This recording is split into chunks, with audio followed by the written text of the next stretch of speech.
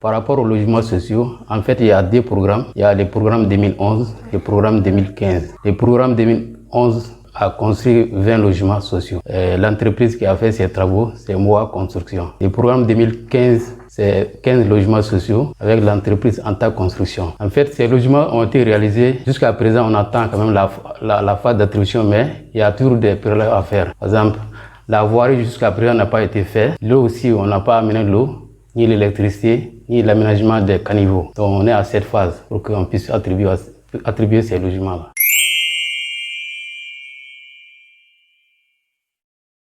Bon, en fait, pour attribuer ces logements, comme je l'ai dit, il faut vraiment finaliser parce que jusqu'à présent, ce n'est pas fini. Même les bâtiments construits, il faut les réhabiliter. À travers ça, il y a, au mois d'avril, il y a la direction régionale qui nous avait instruit de faire un devis de réhabilitation de ces logements. Donc, on a fait ces différents devis et on les a envoyés. C'est pour dire qu'en fait, l'État est toujours au courant de ces chantiers en cours. Il n'arrive pas à finaliser, être terminé.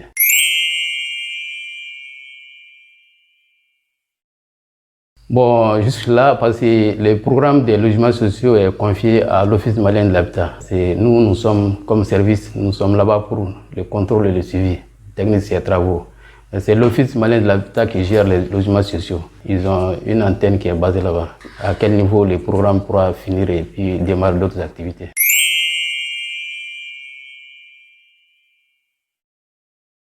Bon, un logement social, au mois venu, ils vont faire un communiqué. L'État même va lancer un communiqué. Et il y a des procédures à suivre. Et chacun va, à travers le communiqué là, chacun va amener sa demande et puis les pièces qu'il faut pour construire le dossier.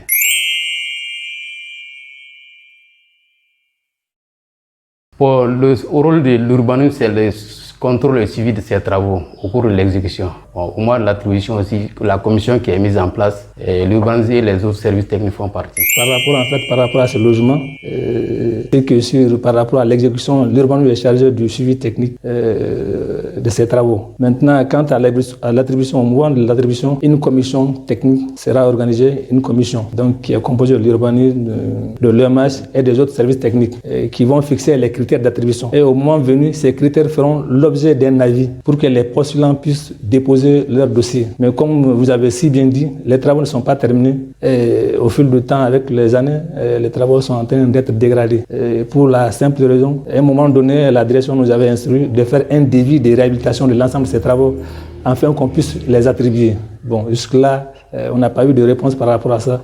C'est que sur le service de l'habitat, le service de l'OMH qui chapeaute tout ça. Donc une fois que les travaux terminés, c'est eux qui sont à la base de l'attribution et au suivi, aux récupérations des fonds, du paiement des différentes. En fait, en grosso modo, ça ne peut être que ça.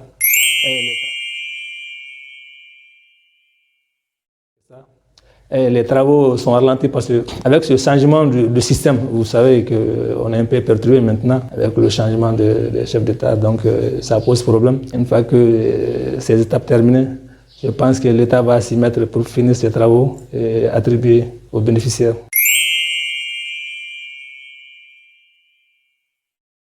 On va dire à ces populations de se patienter.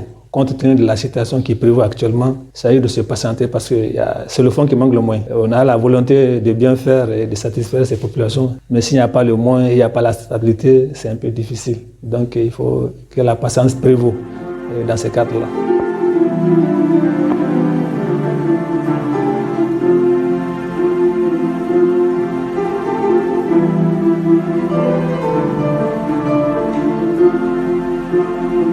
Ah!